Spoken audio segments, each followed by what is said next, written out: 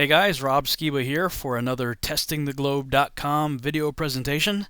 Today is June 15th, 2017, and I just realized, thanks to Facebook's Memories feature, it pops up, this time so-and-so years ago you posted whatever, that it was 2 years ago today that I put up my website, testingtheglobe.com.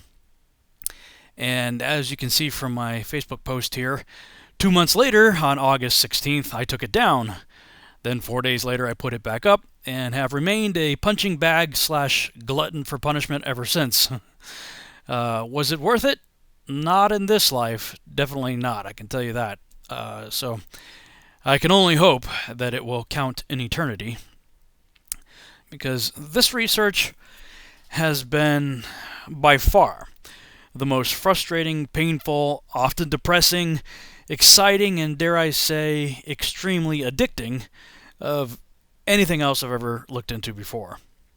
About the same time as I was building my website, I saw this now quite famous picture by Joshua Nowicki, and then of course the resulting ABC News report with the weatherman saying that what we were seeing was a mirage. Immediately I became obsessed with proving it wasn't, and about a year later Rick Hummer and I rented a boat and proved it absolutely was not a mirage. I'm sure many of you have probably seen that video by now. If not, you can go to my YouTube channel and check out the highlight video of that trip. It was also about that same time, back in 2016, that I got a phone call from a guy named Victor Brewer. And being another video guy like Rick Hummer and I, he was just as frustrated by all the footage being put forth as proof of the globe that was shot with a fisheye lens. Now, in that regard, about a month after I put my website up, I also posted this video on YouTube. In my blog series at testingtheglobe.com, I've shown that the alleged curvature is not even detectable at 120,000 feet when people send up weather balloons with cameras not fitted with a fisheye lens. And by that I'm talking about, there's some videos that I have on my website there, and you could do videos yourself, do some searches on YouTube for videos of people doing high altitude weather balloon tests where they're sending up weather balloons, and if they have it fitted with a camera that doesn't use a fisheye lens, I mean, that thing's going up to 120, 121, 127,000 feet and spinning in 360 degrees and showing the horizon flat as a pancake, as opposed to the Red Bull video or typical NASA video, which is always, it seems like always shot with a fisheye lens. And that's easy to tell when they're using a fisheye lens. First of all, like in the Red Bull deal, when that dude gets out of the capsule and stands out and they cut to the camera outside looking at him, the curve of the Earth is so ridiculous, the size of the planet would have to be less than that of the moon. And that dude would have to be jumping from like millions of miles away, or at least hundreds of thousands of miles away. I mean, the curve is just insane. And whenever the camera tilts at certain angles, I mean, it goes from convex to flat to concave to flat to convex to it's going all over. It's an incredible morphing Earth. That's what happens when you use a fisheye lens. And a lot of the cockpit footage that I've seen from like these Russian MiGs and stuff that people are sending me that get up there really high, same thing. In fact, you can look in one of the shots over the pilot's shoulder there. The wing is all warped. So yeah, we got to be careful with curved lenses or glass that we're looking through. And that's why, for me, I've basically had to just throw most of that stuff out because it's inconclusive at best. Because you look at one, it says, oh, well, there's a curve. And you look at another, it says, well, no, there's not a curve. Same altitude. But still, people kept sending me articles and videos shot with fisheye lenses over and over and over again. It's, and this one right here became quite popular this past January. I mean, I can't tell you how many times someone either emailed it to me or posted it all over my Facebook page or on other forums and whatnot, saying stuff like, oh, this is all the proof we need to, quote-unquote, put flat Earth to bed for good. The frustration of that absurdity led me to making the following as part of a video that I actually never finished, but here's a little clip. Forgive me for being so sarcastic, but that's just the way I was feeling after seeing stuff like this over and over and over again. Yeah, it's funny because in the beginning, everybody was mocking and laughing and saying you're stupid and saying, oh, if you've ever been to the beach, you've seen boats, disappear over the curb. If you look across and you see buildings, the lower parts of buildings are missing, so it's over the curb. Well, I mean, if the lower portion of buildings are disappearing in less than 20 miles and ships are disappearing in less than 5 miles, well, the ball's not that big. It's just not. If a boat is disappearing from your view because it allegedly rolled over the curve, then it's not so big. And when you start pointing this out to people and you get the Nikon Coolpix P900 and start watching ships go right out to sea, they don't disappear. They'll ignore all that evidence.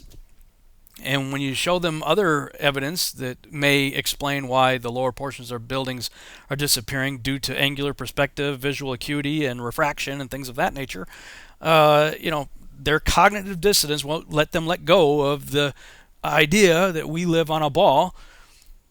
And you show them, hey, there may be another way of looking at this. For instance, here's some footage I shot at a lake near my house. And I think it illustrates quite well how perspective works. Okay, see that boat going across? As I zoomed all the way out and I'm looking at that boat, it looks like it's pretty much right on the horizon of the water. But clearly it's not. Now, when I was zooming out, you can see the difference right here between the two. See, when you're zoomed in, there's the distance between the bottom of the boat and the horizon versus the fully zoomed out where, the distance is obviously much more compressed. Everything gets compressed at a distance like that. So that's one of the things I want you to consider.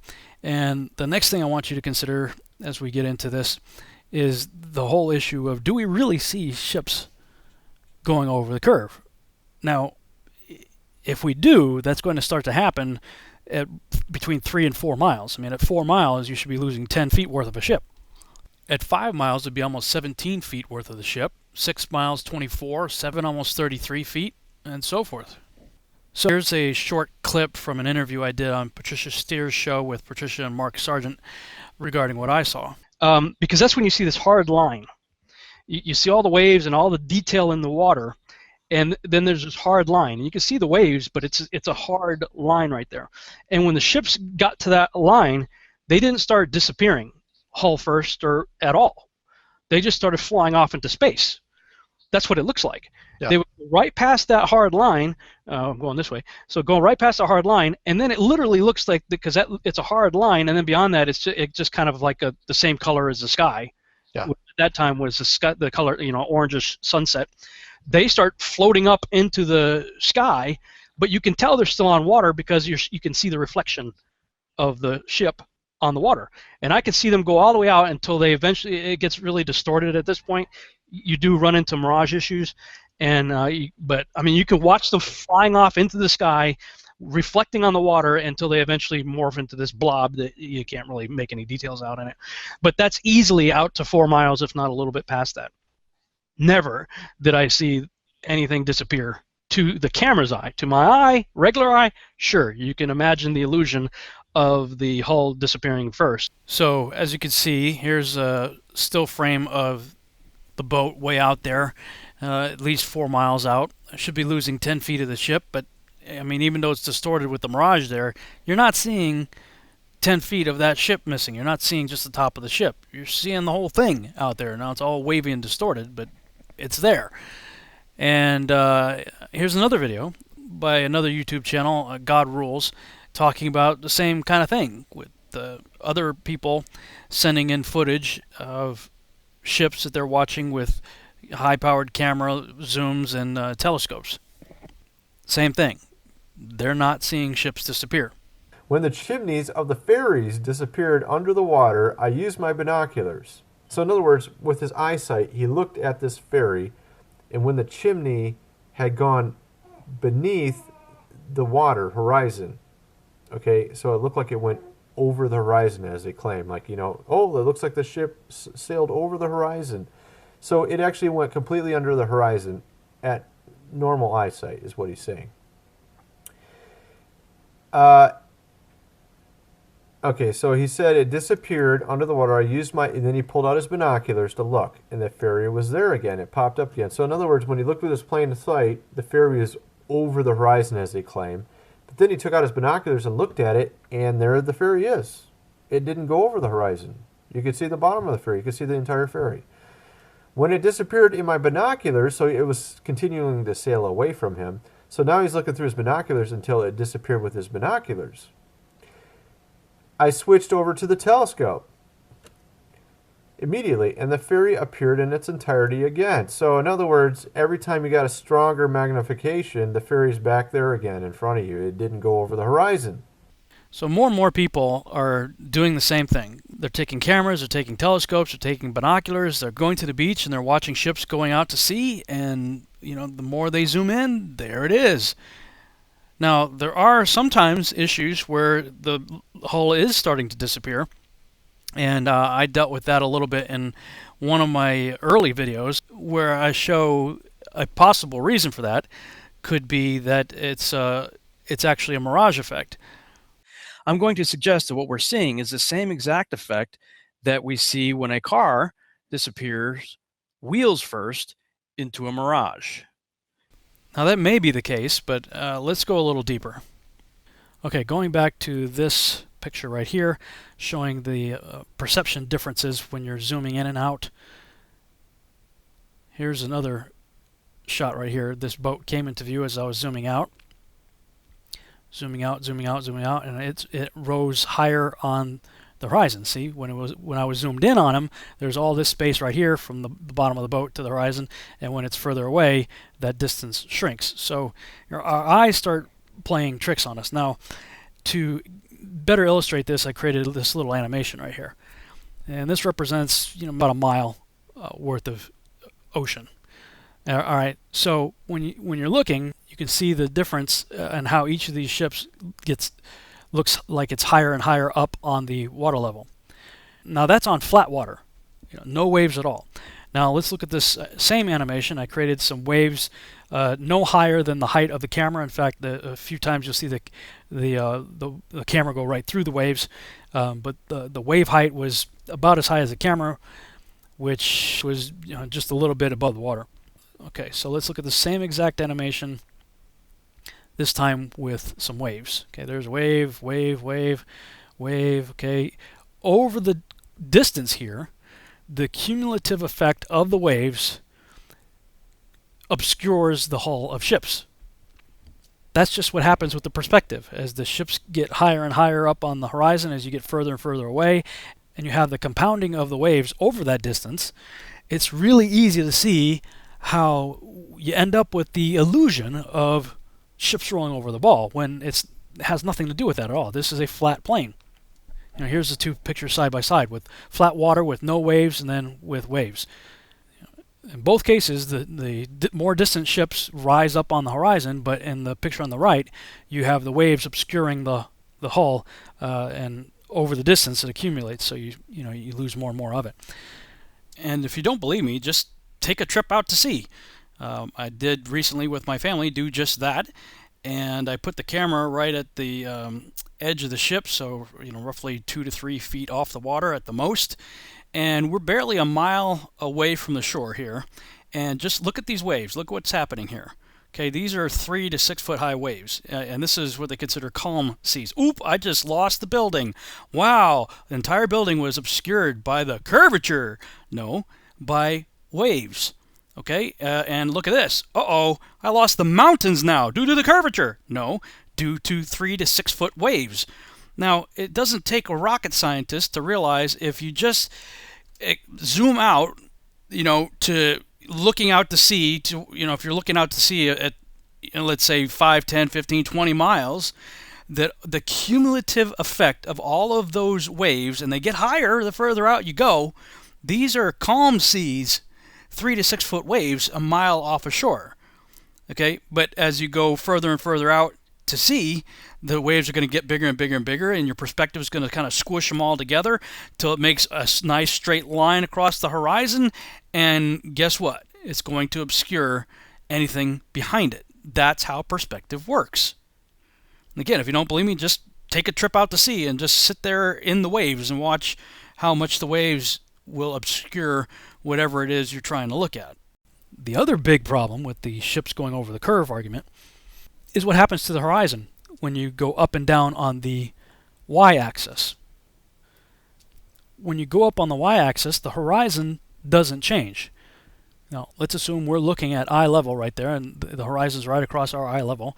When you rise up on the y-axis, the horizon stays at that same level. Well, maybe it's hard for you to see in this animation, so let me do more of a basic one right here. Here's the horizon right here. If I go down, it stays the same on a plane. And if I go up, it stays the same on a plane. That cannot happen on a ball. If you saw ships roll over the curve on a ball, like this, the horizon's right there. The only way you're going to see that ship is to rise up on the y-axis, but when you do that on a ball, you lose it. Now, here's a more practical example. Just watch cars go over a hill. You know, get down on the ground. This is my iPhone. I put my iPhone on the ground. I'm watching cars drive by. There's a nice truck right there. They're about to go down a hill. And now here's the horizon right here. This is, the horizon to my camera. And if I want to see those cars, I just have to rise up on the y-axis. Now, I didn't keep it all steady right there. So as the camera comes back to pretty much the same level that the eye level of the camera, as it were, you see the distant horizon right there is the same. It's exactly the same. Now, again, that was sloppy because I was just doing it with an iPhone, and my hands didn't keep it exactly the same. But if you were to rise directly up on the y-axis with a camera on a tripod or a crane or something like that, you'd have the same exact thing that you observe anytime you've flown in an airplane. Doesn't matter how high you go, that horizon just follows right up with you outside your window. When you're sitting on the flight line, you look out, there's a horizon at a certain level, and when you fly up to 35,000 feet, that horizon stays at the same level. That cannot happen on a ball. On a ball, when you rise up on the y-axis, there's no way the horizon is going to rise with you, especially if you think ships rolled over that curve in just a few miles of distance. If you lost, 20, 30 feet of a ship disappearing over the curve, then just like the example of the cars, if you want to see those cars again, you're going to rise up on the y-axis and look down at the ever-increasing slope of the hill to watch that, truck or car or whatever continue down the hill. The same thing should be if you're watching ships disappear over the ball on the z-axis in front of you, in a few miles of distance, and you're losing 20, 30 feet worth of the hull, then you should rise up on the y-axis, look down the ever-increasing curvature of the ball to see that ship receding away on the curve. But that doesn't happen. You see ships go away from you on the z-axis, but there's no indication of the same exact curve on the x-axis, and when you go up on the y-axis, the horizon pops up with you. That should not be if we're on a ball. And yet still, we continue to hear stuff like, if you've ever been to the beach, just looked out at the horizon, you've seen the curve left to right. Well, that's not true either. Go take pictures on the horizon and throw a parallel bar over it, and you're going to see it's perfectly flat. Oh, if you've ever flown in an airplane, you've seen the curve. Okay, well, go fly in an airplane. Most airplanes fly below 40,000 feet. Take a camera that doesn't have a fisheye lens on it, start taking pictures. You think you're seeing a curve because that's what you were programmed your whole life to believe. And yet, as soon as you take a picture, bring it into Photoshop, put a parallel line over it, whoop, it's flat. So then they say, well, no, you can only see it over above 60,000 feet. So people send up weather balloons. And even with the fisheye lens, it ends up being flat. I mean, here's God, these guys just did this test recently. It started showing up on all the science websites earlier this month. Students film breathtaking curvature of the Earth using high-altitude weather balloon. Science Daily, right? You would have thought that the curved rope might have been, your first indicator that you might not be looking at something quite the way you think you are. But even if, they even had another website, the Science Explorer, again, the heading, student project captures images of Earth's curvature. Yep, sure did. Start watching the video, and, I don't know why they just stopped the video right here at 4 seconds in. Why didn't they post this video? Students capture the curve of the Earth at 50 feet. I don't even know if this is 50 feet high. It may not even be that high. All right? But it's the same curve. It's the same curve. Physics.org. Students film breathtaking curvature of the Earth using high-altitude weather balloons. Same thing. Blah, blah, blah. Same nonsense. They got all these screen captures of the curve of the Earth, and it's always the convex curve of the Earth. Why did they post this picture? Physics students at the university prove the Earth is concave. It's unbelievable.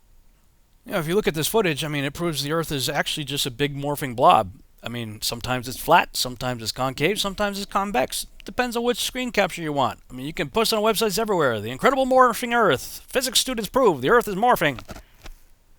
No, you start pointing these things out to people, and you know, every time you say, well, ships aren't disappearing over the curve, look, here's the evidence. You know, it's like the scene in They Live. You know, you're trying to put the glasses on, and it's like this 15-minute fist fight. Just all he wants to do is get his friend to put the glasses on, but they won't listen. They won't even look. You can show it right to him. There's a ship. He's gone out 4 miles. 5 miles. It's still there. Wow, there's the entire skyline right there. Look at that. I'm looking across about 100 miles across right there. No visible curvature left to right. Huh. Wow, I'm up at 100,000 feet. Weather balloon. 100,000 feet. Look at that flat horizon. At eye level, by the way. Something that is absolutely physically impossible to happen if we're on a ball, as I'm trying to show you with this video. Wow. Then last month, which was May of 2017, I saw Doug Hamp had posted something similar to that other article. He posted the video of Mythbusters where Adam Savage got up to, I think it was 70,000 feet, and oh wow, looky looky everyone, we can see the Earth's horizon is obviously curved. So on May 1st, Doug writes, I think flat earthers are the psyop trying to suck gullible Christians into a vortex of insanity. And my response was this meme right here. Doug Hamp and others regularly make fun of flat earthers. They continue to mock, ridicule, and call people names while grossly misrepresenting Scripture in a vain attempt to justify their belief. Then they have the gall to post stuff like this from Mythbusters as proof for their beloved globe, while calling us gullible and insane. Laugh out loud. Now that's a special kind of wow right there. But who is really seeing what they want to see here? You see where he's got at this top comment right here. He says, you are seeing what you want. Look again. He's got this picture of the ridiculous curvature over the wing of the airplane. So who's really seeing what they want to see here? Funny how they missed the same proof of curvature shortly after takeoff. You see that right there, right behind Adam Savage's head, as they're just lifting off the runway. You know, maybe 100 feet, 200 to 300 feet, you know, not very high off the runway. There's that curvature right above his head. Incidentally, the same curvature that they saw at 70,000 feet. They also miss the fact that he's wearing glasses and he's looking through a seriously curved helmet, through a curved window, and using GoPro cameras, which show convex, concave, and flat horizons. But he says we're the crazy ones denying what is painfully obvious in this example. He's got another picture right here. Look beyond the flat earth gurus and their false claims. Got a picture at 70,000 feet. Then he says, a fisheye lens doesn't curve things that much. And I'm like, no? There's the same curve just after takeoff, Doug. Then he says, why deny what is painfully obvious? And I'm like, indeed. At, I think it was at peak altitude right there, you've got a perfectly flat horizon behind Adam Savage's head. Why? Because that's the center of the lens, and at least GoPros will show what is really there when it goes across the center of the lens. When it goes across the top of the lens, it's going to be convex, and when it goes across the bottom of the lens, it's going to be concave. So, yeah, look at what's painfully obvious there.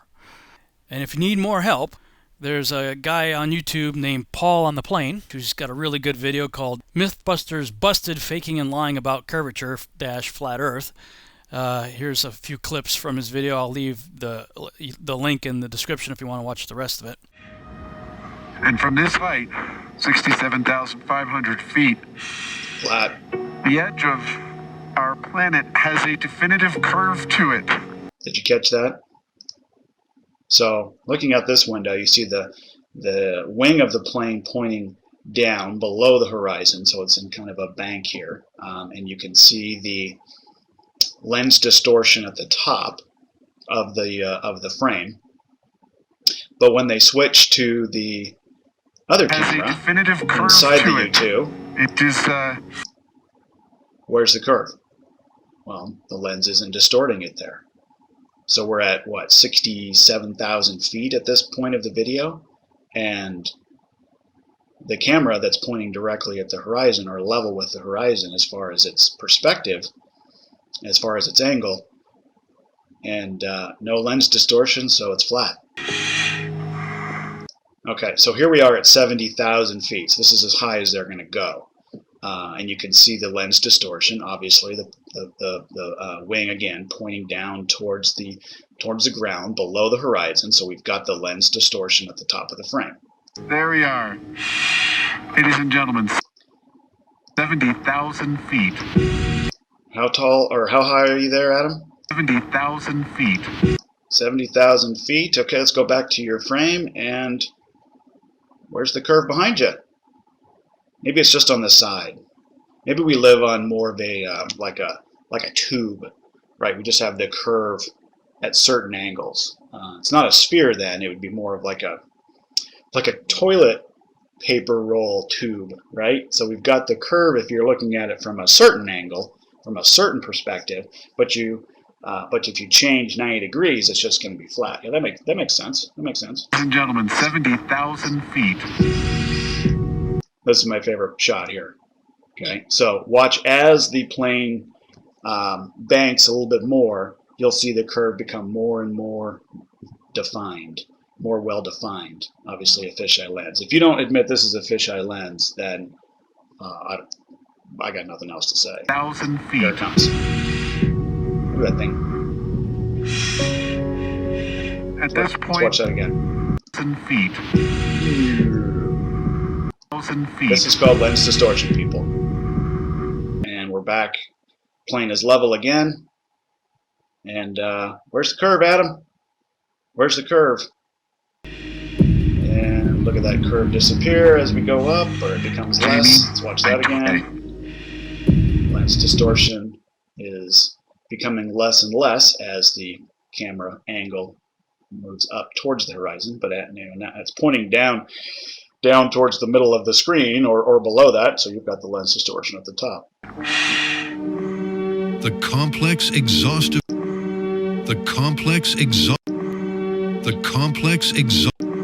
No, not a fisheye lens. Exhaustive preparation. Not at all. That is San Francisco. That's my home. But whoa, look at this. This is San Francisco here. Okay, look at the lens distortion here. Okay, the Earth would have to be super small. If this is San Francisco and that's the curve right there, that means the state of California is like half of the globe here.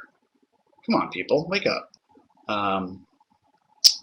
Yeah, state of California. This reminds me of the Felix jump video where he's jumping over Planet New Mexico. Here we've got Adam flying in a U2 plane over Planet California. All right, guys. So anyway, just thought it was fun. If you're not seeing through these lies and deceptions and the constant reinforcement that we live on this ball, then there's probably not much that anyone could do to help you. I think anybody that would take an unbiased look at that video and compare shot by shot and understanding how a fisheye lens works and seeing kind of incriminating evidence from the camera that's pointing to the back of the aircraft would see that the horizon is definitely does not have that curve to it that they're showing to you on the side. Should all be consistent. It should be. And his last comment there that I have in this meme, he says, but even more souls will be lost because of flat Earth. Let's admit it. It is so silly. Most skeptics scoff and mutter under their breath, that Christians, God, the Bible, and Jesus dying on the cross are ridiculous. Flat Earth drives more people away than it supposedly brought in. That is an extremely uninformed comment right there. People like Doug Camp and many others who want to say, this is just turning people away from God and from the Bible, and it's a distraction, and blah, blah, blah. Sorry.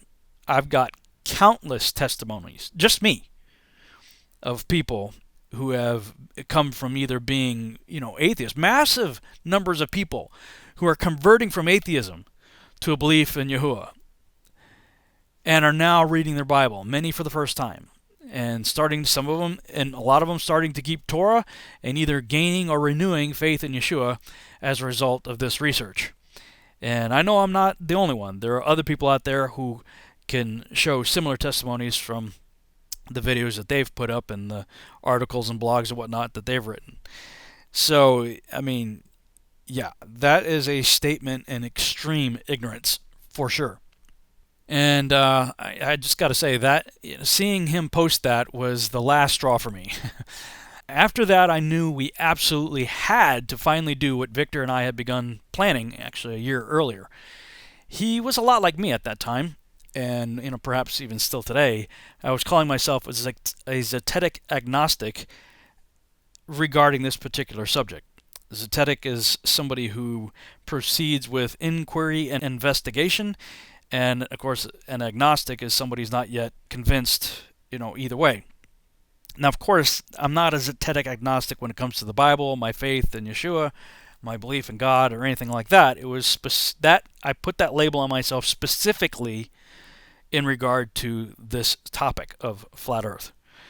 And, Victor was a lot like me. He's just interested in the truth, and he was questioning things, and he found some of the evidence being presented intriguing, but, he's sitting on the fence. I mean, even today, I think he would say, he's like, look, I'm not a flat earther. I'm somebody intrigued by the evidence that he's been seeing, but he's still questioning. And he proposed a number of tests that we could do to test the globe, with one of them being a high-altitude balloon launch, but with a camera that did not have a fisheye lens attached to it. And it took some time to figure out exactly what we wanted to do, raise the money, of course, and coordinate everyone's schedule and all of that. But this past Monday, June 12, 2017, we finally did it. So the next few videos I'll be posting will detail what happened. This one is called The Plan and shows what we intended to do and how we hoped to do it. Oh, there we go. We're in Columbus, Ohio, dude. Ohio. Getting ready to do ourselves another test. This will be the one that I've always wanted to do, man. This is the one that I've always wanted to do. High altitude balloon test. I should say the first one. This was the first one, and then obviously we did the Mirage test, and that was a slam dunk. Almost a year ago. Almost exactly. Yeah. It's amazing, man. The man. Mr. Skiba. My hands are wet from doing dishes. Forgive me. This is Rick. What's happening? Rick, how's it going, buddy? Victor? Good to meet you. Good to meet you. So this is your studio? This is the studio. It's kind of a wreck right now, but it's because we've been crazy busy. So Getting ready for a big test. That's right, man. So welcome in. Thank you. Infinite Impact. That's one of our companies. So we have two companies here. We have Aerial Image Solutions and Infinite Impact. And Infinite Impact is basically like the media and creative services, and then Aerial Image Solutions is essentially just like the specialty drone services, specialty imaging, etc. Cool. So this is where I've been working on Got a things and drone up here. Oh, dude, me too. Oh, We don't even use that one. nice. So you're actually building drones too, don't you? Oh yeah. I've built drones for. Actually, I built a drone. You're gonna love this. I built a drone for. I don't know if you guys are familiar with Rocketdyne. They're the guys that produced all the rocket engines since the Mercury space capsule, or it was since the Mercury program, and they contracted me through another guy to build like an endurance drone back like 3 years ago. Nice. So I drove it out to California. That was cool. That's like my claim to fame. Ah. Wow. This is some of our drones here, some more of them in boxes, that sort of thing. We got the M600 there behind you. Well, you got some It's a big wreck. drones up there. Look at the one behind you. Oh, Yeah. the wings pop up, huh? Yeah, everything folds up. We got more in boxes in the other room, but That looks more advanced than Nice. the lunar lander. well, it is. That's because it is. It actually is. Very, very true. Nice. So I know it's like a wreck, but like seriously, we've been modifying drones for different projects, and then the balloon thing has just been like nonstop. After we did the first one, I had to jump on and try to modify for the second, so it's been crazy, man. So this is I know this is probably later on, we'll probably talk more about this. This is a control, and this is got an external module that we modified it with, and that's this is 433 megahertz.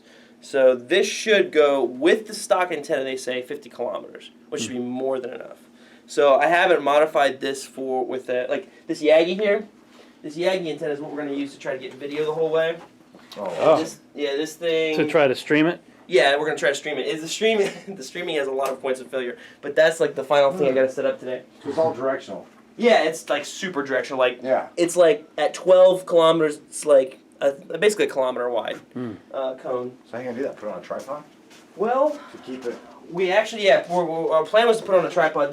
My other plan was this. I had a friend of mine build this for us, but this is like a linear actuator for pitch, and we were gonna try to mount it on the car. So have a guy basically control, like you got a big fat geared servo inside. I don't think we're gonna have time to finish this up, but this was kind of like one of the ideas. It was like last minute, like, hey, let's mount it on the car. I should have brought a yellow blinking light and put on top with the magnet, Chase team. So this was the first balloon that went, or first payload basket that went up here.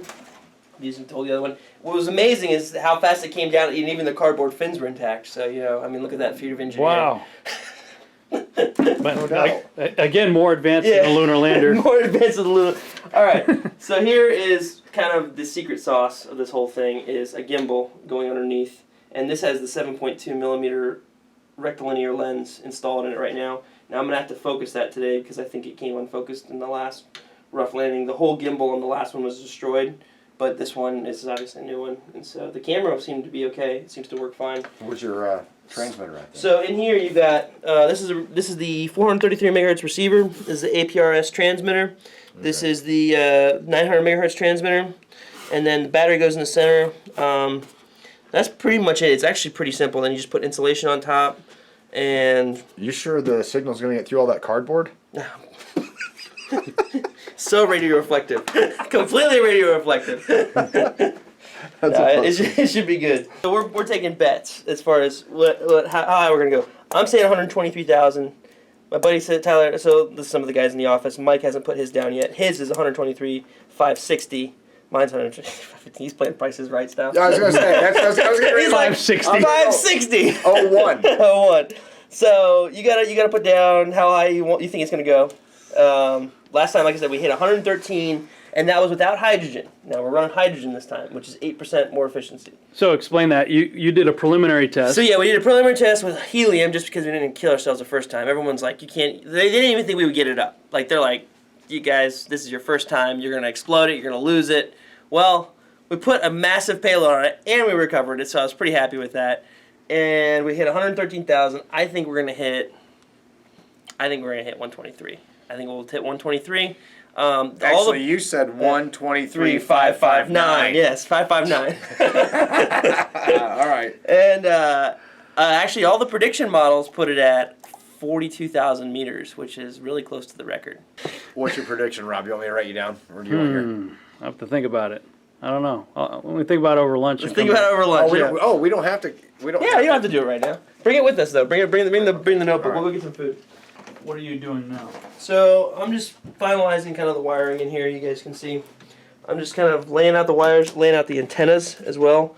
It's important that the APRS broadcasts efficiently, and this isn't perfect either. These should be completely vertical, but they're not. I mean, I just don't have the space to do them vertically. And I really don't want to put straws on this thing. That's just a pain in the butt. So I'm finishing the antenna wiring, and I'm going to stick this one on and zip tie that one. Because zip ties and hot glue are the way to go. So what's the camera configuration that we're... Camera configuration is 7.2 millimeter GoPro. It's changed, obviously. You can see. In fact, we're going to do a lens comparison And we actually have a program that will analyze lens distortion. And so we're going to do a comparison between a GoPro 4 Black with a regular lens, and this one, as you can see, it's 7.2 millimeter. And this one's already been to space, so she going again. So this is a 40 millimeter, not a 50 millimeter. It's 40 millimeter, not a 50 millimeter. I couldn't find a 50 millimeter equivalent that was clear enough. A lot of them were just really blurry, honestly, the example photos. And so, well, but 40, I mean... 40 is just as good, honestly. As far as trying to emulate the human eye. And I'll pop it on and I'll show you, when you look at lines like that, it's perfectly straight. Like if it's a flat line, like with these curtains in here, I've done it time and time again. If I pitch it up even and line it up along the bottom, it's perfectly flat. Yeah, so it's representative. You never get what you do with a wide angle or fisheye lens. By no means. But it's also still pretty close to what the human eye sees. It's very close, honestly. It's very 40 close. millimeter. And I think the human eye actually...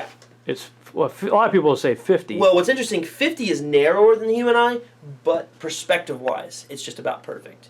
35 is about the width of the human eye, is my understanding. 35, right. That's roughly. why everybody uses 35 millimeter cameras. Exactly.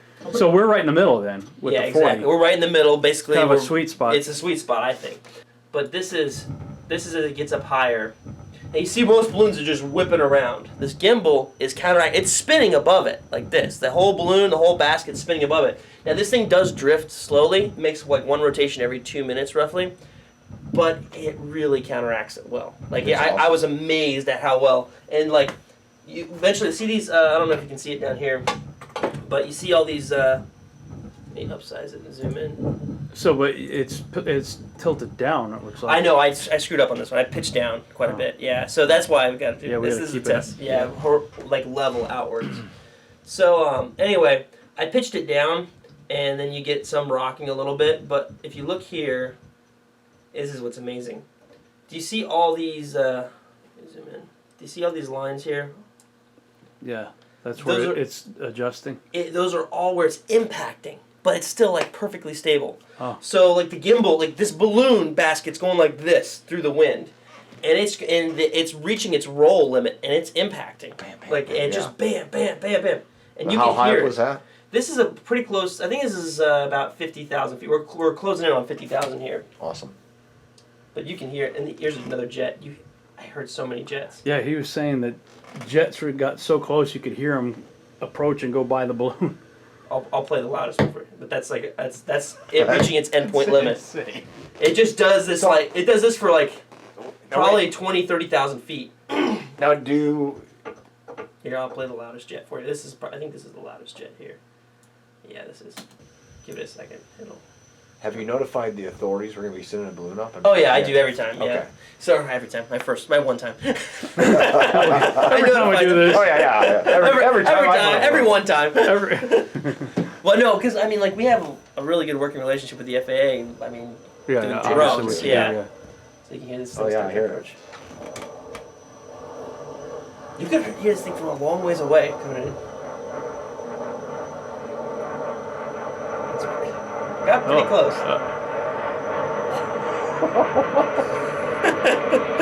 I got real close. I think it's roaring by me. Holy cow, man! It's I bet you they're like. Everybody's looking out the window going, "What?" Wow, that got close. That got pretty Real close. close. So It would have been killer though if it was pointing straight out and you happened to see it as a chemtrail plane. Forget that, man. You'd have been. Oh, I know. You'd been famous just for getting the best footage of a chemtrail plane going by. So anyway, in preparing for this launch, basically we were looking for an antenna, or actually I was looking for an adapter specifically. I already bought the antenna from the company. The company is called Elcom Global Communications. And essentially I was on the phone with this person about 25 minutes into the conversation. We were looking for, this guy was very thorough and actually really helpful. And I'm talking to him, and he's like, so I'm assuming you're using this with a drone. And I said, well, normally that would be correct, but I'm actually communicating with a balloon with it. And he said, oh, that's really interesting. And we kept talking. And then he goes, you by any chance aren't associated with our confidential client, are you? Which is just a weird question in general. I was like, okay, this is, how are you starting this out like this? And I'm like, okay. That company that's... And I'm just like, my antennas just start going, I'm like, what the heck is this? And so I said, no, I'm not, but I really wanted more information. I couldn't go, well, who's your confidential client? Please tell me, I couldn't do that. So I'm racking my brains, I continue on like it was nothing, and then I'm like, well, because we were, and this is the absolute truth, we're having trouble with procuring a balloon we were working with Raven Aerostar at the time, who basically completely stopped communicating. No, this is the same company that did the Red Bull jump. Red Bull jump, and they've done all Project Loon's balloons. Okay. I know that, right? So we were originally trying to get a balloon we were trying to get a balloon from the same company that did the Red Bull jump, but it didn't work out. It did not work out. They're never returning phone calls. Exactly. It took forever to get a hold of them. When I did get a hold of them, she's like, "Oh yeah, we'll get you a balloon. Cost $3,000." And initially she quoted me $100,000 or more for the altitude we wanted, and I said, "Okay, scratch that. What can I get for $8,000 or under?" And she goes, "Well, we have a sounding balloon, which is the exact same balloon we're using, basically, for $3,000." And I said, well, I'll take that, because I wanted as high quality as I could get, and really didn't mind spending the money. But she's like, all right, I'll work up a purchase order. I said, great. Never heard from her again until like 4 weeks later. She's like, sorry, we've got this massive order. She's like, we've got, all of a sudden our volumes jumped, which is right after, and a whole other thing, Talking to a colonel in the Air Force. And so anyway, long story short, we're talking to this guy at LCOM, and he basically ends up saying, I say, we need to find a balloon provider. Do you know who provides the balloons to your confidential client? Because we'd love to purchase a balloon from him. And he goes, he stops, just this is one of those awkward pauses, and he goes, I would tell you if I knew. That was what he said. He said, but suffice to say, there are tens of thousands of balloons above us right now, and we supply all the communications for those balloons. Tens of thousands of balloons above us right now. And projected to go to what, hundreds of thousands? Yeah, that's what I learned from the colonel. An Air Force colonel. They petitioned. They recently received basically a notification that 150,000 to 200,000 more balloons are going to be released by somebody, and we're assuming it's Google because that's kind of Google. But 150,000 to 200,000 is just insane. 10,000 balloons are above us right now already. That's a lot. With projected to go to hundreds of thousands. So, and I think that's already done. Yeah. I think they've already modified, and I'm pretty sure that's done at this point. Well, and that's, what type of span of time? Is that per year? Is that per... Well, they're reusable. Yeah. What the colonel told me is every 3 months, basically one descends, the Air Force puts high priority on picking it up. They pick it up, they got it like a plane that has like a scoop, kind of... A tether type of thing. And then they acquire the payload. And then they return it, and they refurbish it and resend it up. And then send it back up again. Every 3 months. It was cool. Look at this. You can see where they're hovering. You want to see? This is something the plot thickens. Things that make you go, Yeah. So this is cool. This is from our laser spot that I've been scouting out. But that's our balloon launch from the laser spot. Oh, so that was your last test? That was the last test, yeah. So we're going to go over so we're going to have telemetry that will show what our balloon is doing. Afterwards, we can map it out like this. Oh, yeah. Go back to that, Victor. So, this is where we're launching from. This is out here at my buddy Andy's house. That's the runway. And the first ping didn't come out until, I think it was... got to a little bit it was like 3,000 feet or something before... I love that, man. That's so awesome. Or maybe it actually was a lot less than that. But yeah, this is really cool. So you can see the wind took it. It was doing 130 miles an hour in here. And it was cooking. But this is what's really cool. This is what we saw. Then it took off. Well, it looks like it took off, but it slowed down. Each one is an increment of 1 minute. Okay. So but it hit a certain point. It slowed down, but it shot up in altitude. Exactly. Wow. So what's interesting? This is what Google's using to control their balloons. This is called a tropopause. All right. And this is where the balloon will it slows down and it circles, and they rise and fall within that area to hold position. Wow. So it'll come back down. They'll drop it. It'll circle around. And rise back up, and they just do that for 3 months at a time. And that's called the tropopause. That's what they're using to control their balloons. It's really fascinating. And so they're venting, which is amazing. So then, you see, once it hit the peak, it leveled that. We think this one had a leak because it's really slowed down on its rise. And so we think it had a leak, and it didn't rupture correctly, because when you see the footage of it rupturing, it completely envelops everything, and the balloon came all the way down. Yeah. And normally it just stays up there. It messed up the parachute. Yeah. So you see, it dropped about 4 or 5 kilometers a minute for 2 minutes, and it got halfway back down in under 2 minutes. Oh. So it was cooking. And then once it got through the tropopause, the wind caught it, because the wind's really strong. It was about 100 mile an hour or more, depending on the day, and it just whipped it eastward Because it had actually started coming back to us, and I'm thinking this thing's gonna just keep going and come right back to us. You know, it's gonna be Like awesome. a boomerang balloon. Like a boomerang balloon. So this was the last ping we got at 6,900 feet, which was just like, it was heart wrenching because it was like, oh my goodness, we're not gonna be able to find this thing. And what I decided is I was bringing a drone and I was just gonna search from like here all the way out to like here, just like search the whole area and just fly. But I had an emergency beacon in it, and basically that emergency beacon functions on impacts. And there was one at like, it didn't tell the altitude, but there was one about, actually it was on this side of the road. It was like right here. One of them went off. The emergency beacon like popped there, and then there was one right here next to this tree in the field. Wow, so it bounced? Well, no. Or is that when was the the parachute finally caught? Oh, yeah, the parachute, so boom. parachute hit it and it jerked and it was actually 12 minutes from here where it opened to here, which like is completely different. So the parachute had to open. At least the time code may be incorrect because 12 minutes seems really long, but it is 6,900 feet. Like at this point, that's 6,900 feet. That's over a mile up. Yeah. So could have hung up there for a while. I mean, the fact that even the cardboard little wings didn't get damaged. Yeah, exactly. Obviously, the parachute worked. And we've got footage of us recording it because we got really nervous. We're like, holy cow, we're not going to find this thing. Even when we walked out here, this is electric fence. We crossed it. And Wait, did you find out it was electric? No, well, we found out when we tried to jump it. Brandon was like, that wire's hot and that wire's hot. And I'm like, okay. And so we were able to get under it, actually. He jumped it, and I'm too fat, and so I crawled under it. Nice. So anyway, we're searching this area, and I'm really allergic to grass. And this grass is like chest high. I know. He called me afterwards, and he's all My arms were swollen, dude. So I'm trying to tell me. I'm wandering through this grass field, and it's like my kryptonite. And so grass is his kryptonite. Grass is pretty much my kryptonite. And so we get out here, and I'm like, we can't find it, because and so finally I just popped the drone up, and literally like 30 feet from us, it was right there.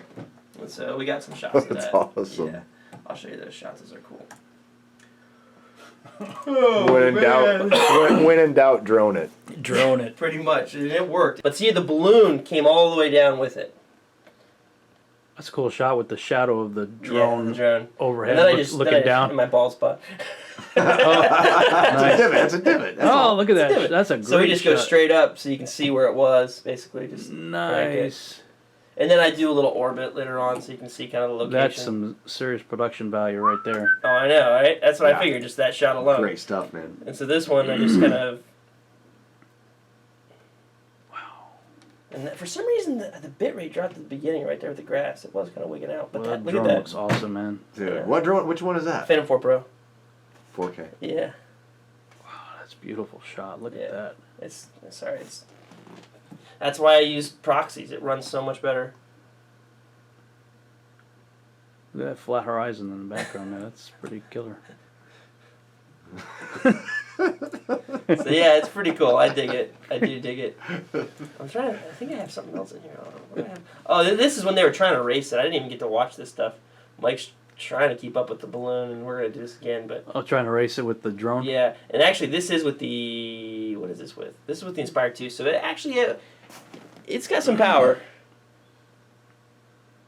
Could you imagine the giant balloon that Picard was connected to? Oh, yeah. I've seen the footage Picard. of it. August Picard, the dude that actually went up he was the first to go into the stratosphere.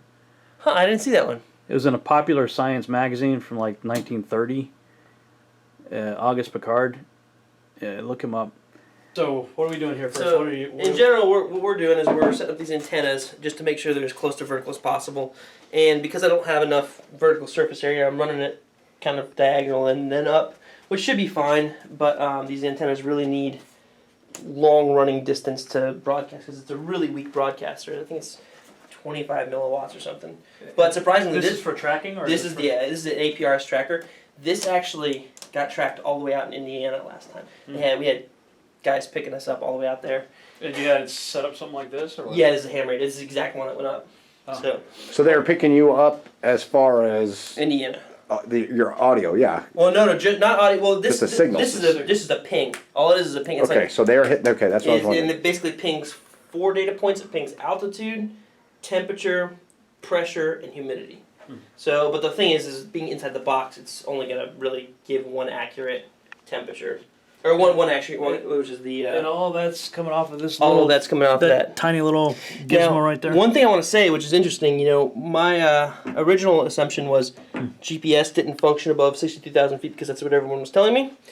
I don't think that's true anymore because of this thing. So this thing, supposedly, see that little white portion right there in the back? Mm-hmm. That's the GPS antenna. Oh. Which is interesting. So it actually has, so most GPS doesn't function above 62, even 20,000 feet as low as like the cutoff. Wait a second. Yeah. Yeah. So that little white piece in the back there. Huh. That's the GPS. What's the focus button on this? Probably too close. Oh yeah. Pull it back. It's all auto. That's nice. So yeah, that little piece in the back, the little white thing. That thing right there. This thing right there. I'm going to put my finger right there. Yeah. In the corner. So that is a GPS antenna. That's focused, yeah. So that gets its altitude, plus or minus, I think, 30 feet, something like that, supposedly. What's this one right here? This one right here is the 900 megahertz broadcaster. So this transmits, these are both ham band. This is 144. This is 900 megahertz, or 915, I think, more accurately. And this transmits the video. So this is the video comes up from the gimbal right into here, transmits into here, this beams it down, and then what we're going to do is it's going into the broadcaster, coming out as SD. We're going into an SD converter to HD. We're converting it. It's not going to be any better quality, but it's converting to HD, running it into a dongle that's going to convert it to webcam, and the webcam is going to broadcast. Okay. via laptop. And what are we broadcasting this on? The explosive truth, and we can broadcast it on both. We can set it up. So broadcast it as much as we can, get it out there. Yeah, I mean, if we can definitely do Facebook Live, all of it. Yeah. Well, yeah, I mean, if we can Do it in real time in case something happens to us. Drone strike, whatever. Somebody put that on Somebody put that on the site. Facebook Live, or can I do it on the YouTube channel? Yeah, that's what I'm thinking. We can do it on both, honestly. So it'd be good. Yeah. As many as we can. I was gonna say as many platforms. Why not? Yeah, we'll broadcast as much as we can. We might even get Bob to broadcast it too. So that'd be cool. Might even make we may make the news. Oh, hey, buddy. Hey, sorry, this is am I Handle. interrupting? We'll just finish up this clip and then we're good. Okay. So yeah, that's what I'm doing right now. And then what I'm going to be doing is installing this 5100 milliamp hour battery. This should be plenty of juice to run both cameras and gimbal. Pretty hefty. That's the bulk of the weight right here, huh? Yep. But I cut down almost 400 grams by dropping a cell or a couple cell sizes. Oh. So this should be plenty. So this is going to power all the gizmos and Everything. the camera. And right now we're planning on this camera right here. Yeah, this is one of them. With the 7mm. 7.2 millimeter. Yeah. 7.2. So that's like a 40 millimeter Yeah, equivalent. 40.035 is the equivalent. Okay. And what's fascinating is, look at this. This is what's so amazing about this gimbal. Is if you let it rotate, this thing can rotate for eternity. I tore one of these down, the one that broke. They have the most ingenious method of allowing it to free rotate no matter what. It'll continue to rotate and it'll never stop. But there's wires in there, right? So what's amazing is it's got these cylinders, right? These little discs. All right, there's a bunch of discs. And then it's got these wires, almost like piano wires, that clip around the disc.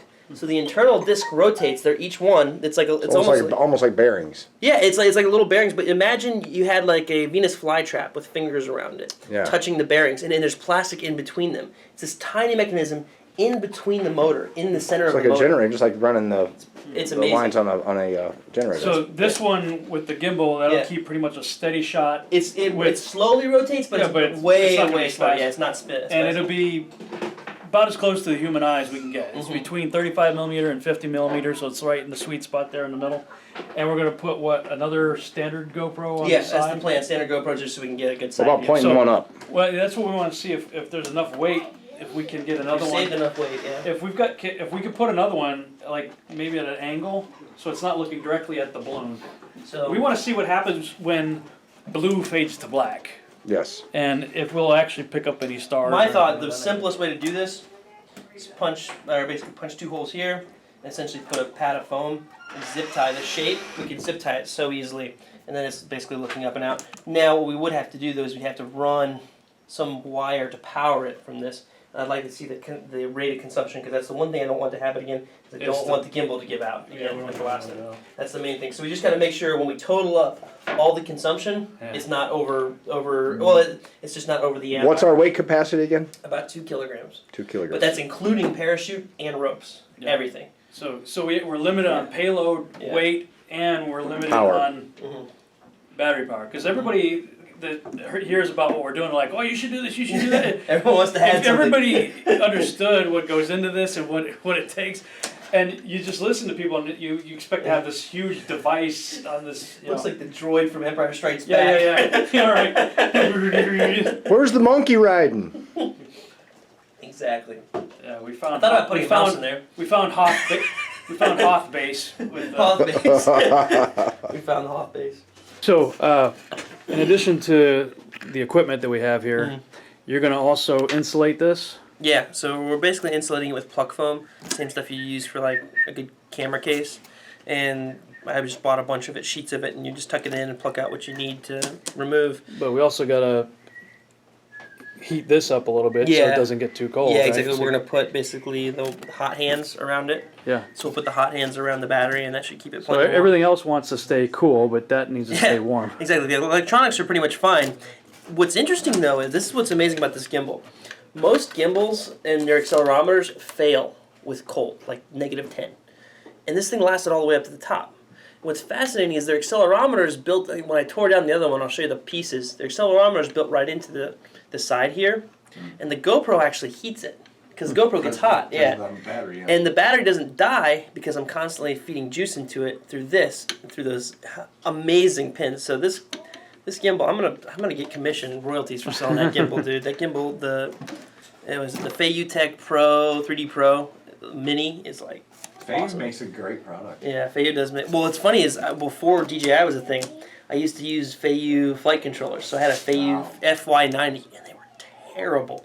Like I literally had to wrap it in like an inch of like door foam to make it work, and then I would like rubber band it to the drone. But if you just bolted it to the drone, there's too much vibration, and it would just freak out. The Fisheye 90. We're not using that drone. We're not using that drone. No. This is for 6 people to get a haircut simultaneously. Everybody sit down. So we're not using this one. No, this one's just, she's just eye candy. Just some eye candy. Just eye candy. Twiggy. Look at the banding. There's like, yeah, I see that. I see that. Low on battery. Low on battery. Low on battery. So this thing is like, I mean, it's huge. It's This is the balloon that's going up. No, this one had a hole in it. They gave me they gave me an extra balloon. So we could take this and make a bunch of bulb things for. I actually can't. I gotta send it back. You gotta take it. You gotta send it back. Because I was thinking we could make ourselves look bald with this stuff, man. You're already bald. Yeah. So for the hydrogen, we made this. This thing should keep it from killing us. This seals pretty nicely, and then we're gonna tape it up around it. So Did you say this should keep it from killing us? Yeah. That's reassuring. So you just tape this up. It's sealed. It's a good seal. I mean, like you put a piece You of got tape. some plumber's tape in there, right? No, this thing took me about 20 minutes to screw in. It's so tight. Like this thing is not coming out. Feel that? I mean, there's no way it's coming out. The thing is not coming out. So this is all the stuff that's going to be in the payload. We're shooting for having 3 cameras. We've got the one on the bottom hooked up here on the gimbal, and then the other 2 that we're going to try to put in here. That's the parachute. Yeah, we're gonna overestimate. We're throwing the parachute in there, the rope, some extra foam. Ron's phone in there. Send your phone to the upper atmosphere. There's that. APRS is in there. Spot tracker needs to go in. There's a spot tracker. anything else? Zip ties? We're pretty good. We might as well. Let's see what the payload is. The way to payload. It's the way. Yeah, I'm sorry, I'm gonna jump right in your way. Would you turn on that thing? So what's kilograms? Yeah. What's the weight gonna be? Okay, we're 2100. That is a little heavy. That's too heavy. 2100 is pretty heavy. It's basically one GoPro. We need to keep it like at 2 kilograms. So if we can save weight, I'm trying to think of another way to save weight. I put a 6-inch sub in there. Thought it was a cooler. So we're over. It's at 20? 2100. We need to be at 20. Oh, 2000. So we're basically 100 grams over 4 ounces. Oh. So we need a spot tracker. We need this. Obviously, we need the parachute. I overestimated the rope. That's why I threw 3 in there. Could you weigh that and see how much one of those ropes weighs, real quick? Actually, I had 4 ropes in there. I have 4 ropes, so we might be actually. This is like when my wife packs for a trip and we get to the weigh-in. It's like 51 pounds. Take out a shoe. 55 grams. That's 55 grams? Yes. Really? That was 55? Weigh this one. Do it again. Real quick, sorry. Okay. I think that one's heavier. That's why I'm trying to figure out. Okay, so because we need. What if we use lighter rope? I tried to find lighter rope. This is like the lightest I can find. I mean, I wanted fishing line. Oh. Well, we could get 30, but if we found a fishing store, we had to go quick and find a fishing store. Before it closes. Yeah. But then that might snap. Well, as long as you get like shark fishing line. What's that? Yeah. How much is this one? This is 75? Yeah. That one's heavier. Well, I'll tell you what. We honestly only need. How much is this? Or how long is this? That was 55. This is 55. How long is it? Okay, it's 48 feet. That's pretty long. Now. Is that for the chute? So we're doing. You know what? I think we're good. Is that for the chute? Yeah. So a portion goes from the top of the chute. Yeah. Goes to the balloon. So we're gonna need like a full length of this because last time the balloon enveloped my payload. Like completely, and just everything. And so that's the problem is we can't let it envelop the chute. Okay. So we need about 50 feet from the chute to the balloon. Okay. And then we probably need at least another 20 feet from the chute to the payload. Okay. So this is 50 feet. So really, honestly, we only need like 1.5 of these. So let's weigh it with 1.5. So let's just throw 2 in there. Yeah, throw these 2. We'll see what happens. Shoot. See where we're at. We can try. We can absolutely try. Is that it? Spot tracker. Where's the spot tracker? I think that's it.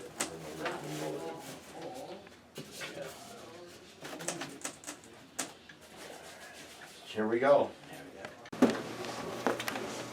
We're at 1970. 1970. We could probably do that. Is that a good year or a bad year? That was a good year. That was a great year. So we're good on weight. I think we're good on weight, honestly. Thanks so much for watching. I hope you enjoyed this video presentation. If you did, please subscribe to my YouTube channel, like the video, and share it on your favorite social media sites. There's a lot more to come, so stay tuned and we'll see you back next time.